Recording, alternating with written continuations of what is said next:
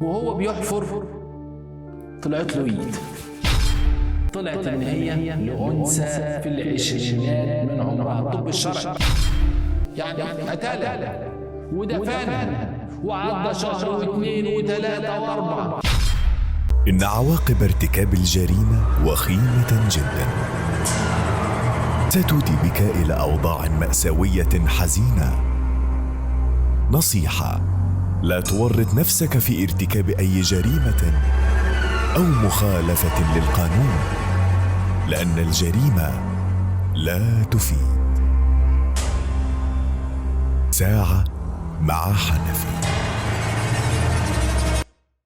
أهلا بكم، أهلا بكل مشاهدي قناة ساعة مع حنفي، القناة المعنية بعالم الجريمة. تعالوا نشوف الجريمة دي اللي حصل في محافظة الإسماعيلية.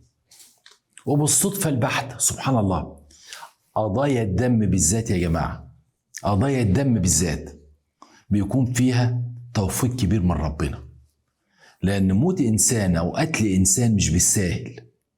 نادر لما واحد يقتل ويفلت من العقاب. في ناس بتفلت، لكن ربنا بيكون بالمرصاد.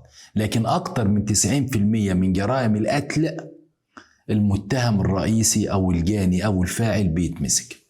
ودايما بنقول، ودي مش كلام أفلام أو كلام إنشائي، مفيش جريمة كاملة، صعب. الجريمة دي الصدفة البحتة، توفيق من ربنا، علشان دم البنت الغلبانة اللي عندها 21 سنة دي ما يروحش هدر. ازاي الصدفة؟ عمارة تحت الإنشاء، عمارة تحت الإنشاء، يعني بيشطبوا فيها وبيعملوا وجايه والحاجات دي. انتوا عارفين العمارات الكبيرة بيكون في غرفة في الدور الأرضي للبواب، حارس العقار، الغفير، سموه زي ما انتوا عايزين. أي عمارة جديدة كده، أي عمارة جديدة كده بتتبني أثناء الإنشاء أو أثناء التشطيبات، أو بيكون في غرفة للبواب، غرفة للبواب أو لحارس العقار أو الغفير، بودرة مية وبتاع، عشان بيقعد بيحرس أسمنت، رملة، زيت، نجاشة، الحاجات دي كلها. فجايبين واحد ممسكينه غفرة أو بواب للعمارة، الأوضة بتاعته ضيقة، أوضة البواب ضيقة، وعايز يعمل دورة مية، حقه يعني كل ما يحب يعمل يقضي حاجته يسيب العمارة. طب ما أي حد هينتهز الفرصة ويدخل. فصاحب العمارة قال له أنت عايز إيه؟ قال له عايز أعمل دورة مية. قال له خلاص وسع الأوضة شوية واعمل دورة مية. فحارس العقار أو الغفير بتاع العمارة بيهد الحيطة عشان يوسع ويعمل دورة مية.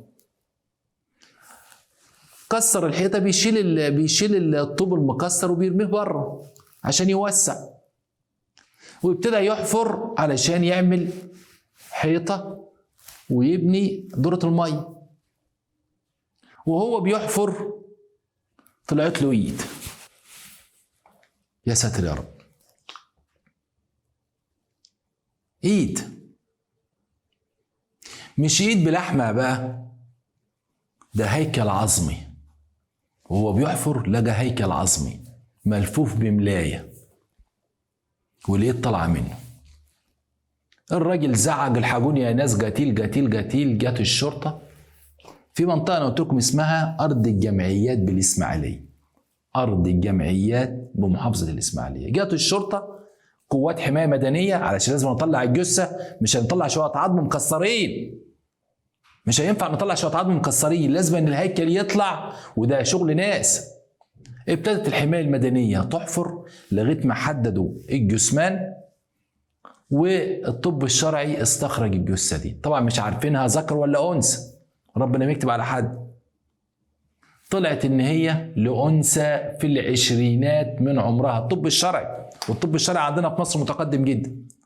طب مين دي يا جماعة؟ لا في بطاقة ولا في اثبات شخصيه ولا في موبايل ولا في اي حاجه، ده حته ملايه ملفوف فيها شويه عظم اللي هي الجثه دي. سالوا الغفير، انا ما اعرفش حاجه، انا بعمل توسعات عشان دورة الميه وانا بحفر وبرمي الرديم بره، لقيت الملاية دي طلعت لي، بفتح الملاية كده وبشدها لقيت العظم بتاع ايد واحد او واحد. ابتدت الشرطة تبحث في بلاغات الاختفاء. ما اكيد البنت دي لها اهل، ومعنى ان هي عظم بس ان باقي لها فترة طويلة اتحللت، يعني اللحمة ما فيش غير العظم. ابتدوا يراجعوا بلاغات الغياب، لقوا ان في بلاغ غياب بنت في حدود برضو العشرينات من عمرها، بس مختفية من 4 شهور. 4 شهور. الطب الشرعي قال لك ممكن تكون الجثة فعلا من الشكل بتاعها 4 شهور. هاتوا لنا الأسرة دي. تحليل الدي ان ايه اثبت ان الجثة دي بتاعت الأسرة دي. بنتكم اختفت ازاي؟ قالوا ده كانت متجوزة وجوزها جه قال ان بنتكم طفشت، وهي البنت كانت بتتخانق مع جوزها باستمرار، وهو ما كانش معمر معاها بسبب انه كان دايما بيضربها، واتجوزها صغيره وكان كاسرها يعني بيذلها.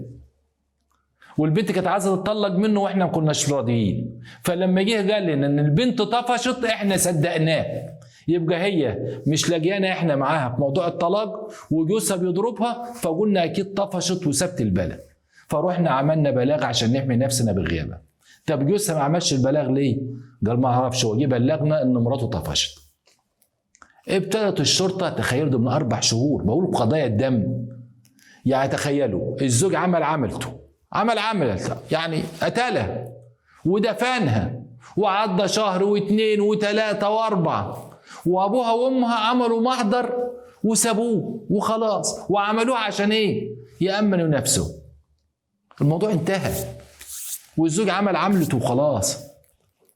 لكن ربنا اراد ان البواب او الغفير عايز يوسع الاوضه اللي قاعد فيها، وصاحب البرج يقول له بس خد لك 3 متر 4 متر اعملهم دورة ميه، علشان ايه؟